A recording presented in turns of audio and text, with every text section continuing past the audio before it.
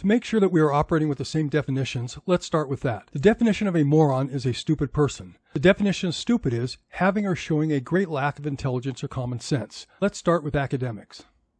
Trump was not able to get into a top-notch university after graduating from high school, so he went to Fordham. After 2 years at Fordham, he was able to transfer to the University of Pennsylvania. There he majored in business. He says that he went to Wharton, but when you say Wharton, you are usually referring to the top 10 MBA school at the University of Pennsylvania. Trump did not go to the MBA school. He just got a bachelor's degree. College grades measure two things. It will measure intelligence and how hard you work. You can see from Trump's grades at Fordham that he did poorly. He got a D+, 3 C minuses, and an F. I think of 3 possible reasons for this. Either he did not try hard, he is a moron, or it is his first semester at college and he wasn't prepared. We can't make any more of an assessment of Trump's grades because he has threatened to sue his grammar school, Fordham, and the University of Pennsylvania if they release his grades. Obviously, he is not proud of his grades.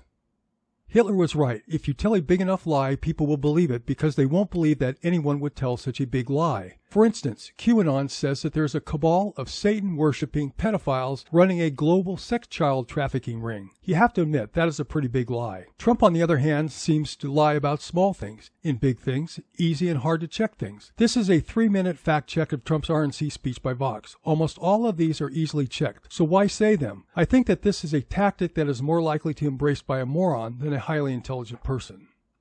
This photo is of a recent Trump rally. Virtually nobody is wearing a mask. Everybody is close to each other. They are together for a long period of time, and there's a potential for yelling and shouting. The only positive that I see is that it's held outdoors. This is a near perfect condition for what is known as a super spreading event. Scientific American wrote an article titled, How Super Spreading Events Drive Most COVID-19 Spread, authored by Christy Answanson on June 23, 2020. In the article, they state that as few as 10% of infected people may drive a whopping 80% of coronavirus infection cases in specific types of situations, such as superspreader events. Ask yourself the question, who but a moron would risk aggregating a bunch of his supporters together, thereby significantly elevating the risk that they become COVID-19 infected? This is a big question for me. It seems as though any group that proclaims that Trump is one of them gets his approval, no matter what. It just so happens that the protesting groups that seem to love him are racist. When you have a group of people protesting that are shouting, Jews will never replace us, it would be politically wise to reject that group rather than proclaim that there are good people on that side. Kyle Rittenhouse went out after curfew with his loaded assault rifle and killed 2 people. Kyle Rittenhouse was an avid Trump supporter. If Trump proclaimed Kyle Rittenhouse an evil person, or even did not say anything at all, think of all the votes he would get versus what he will lose for taking that stand. Is his move supporting Rittenhouse the move of a brilliant person or a moron? Economists use one number to measure economic health, and that is GDP, or gross domestic product. They do not use unemployment rate or used car sales. It is loosely the aggregate of all the money spent in a country, such as buying gas or a product from a store. 2 sequential negative GDP numbers are defined as a recession. You can see from the graph that Obama inherited a recession from the end of the Bush terms, including that, over his 2 terms, he averaged 2.8%. Trump has averaged negative 7.6%, and that includes a follow-on portion of the economy he inherited from Obama. Of course, our catastrophic GDP number is a result of the COVID-19 virus. If we would have aggressively mitigated the impact of the COVID-19 virus, the negative impact to our economy would have been significantly less.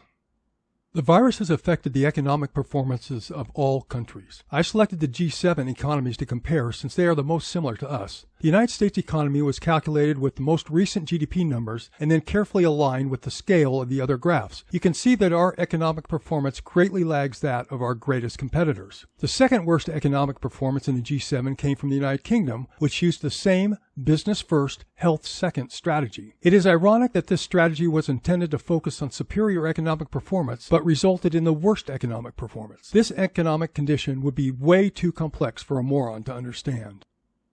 A good portion of Trump's re-election base is in the military. I think that under these conditions, only a moron would constantly alienate this group. It started with criticizing John McCain for being captured, continued with abandoning the Kurds who were performing the bulk of the fighting against ISIS, and then calling the brave Marines that fought and died in World War I losers and suckers. Putin, through Russia, paid Taliban soldiers a bounty to kill American soldiers. Anybody but a total moron would land so hard on Putin that his head would spin. Trump has done nothing. Trump is advocating privatizing the VA. No one would consider this a smart move.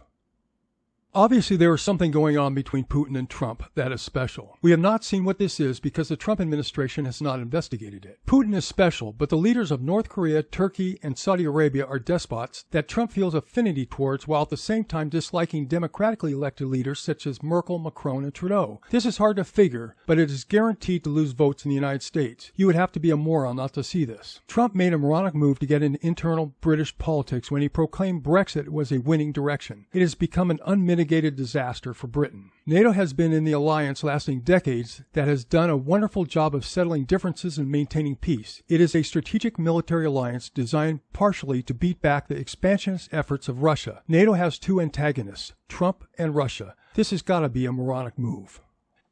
There is no competing law in the pipeline to replace Obamacare. Obamacare requires that insurance companies do not eliminate individuals with pre-existing conditions. The Trump administration is at the Supreme Court making a valiant effort to eliminate insurance company coverage of pre-existing conditions. When over a third of the individuals in our country have pre-existing conditions, who but a moron would fight to eliminate that benefit? Executive orders nibble at the problem. Laws fix the problem. Laws take strategy and effort. Trump has decided to bypass the effort to change laws and go the easy route of executive orders that will just be countermanded by the next president. That is a moronic strategy. Telling your voters not to vote by mail because it is rife with fraud, but to go to the coronavirus-infected polling place instead means that your voters will do neither. There is a concept of unintended consequences. Believe it or not, you can plan for unintended consequences to some extent. Slowing the post office performance leads to a very predictable result. Medicine is late. Package delivery is late. Chicks are delivered dead. Mailed flowers or other perishables show up damaged, and so on. I can't think of a good reason to hamstring our post office. Maybe you can't figure that out if you are a moron. Anybody that runs a business knows that you can't leave a person in an acting position for long since they can't do any long-term planning. People ignore their requests because they are just temporary. Executing a strategy of not making positions permanent is a moronic move.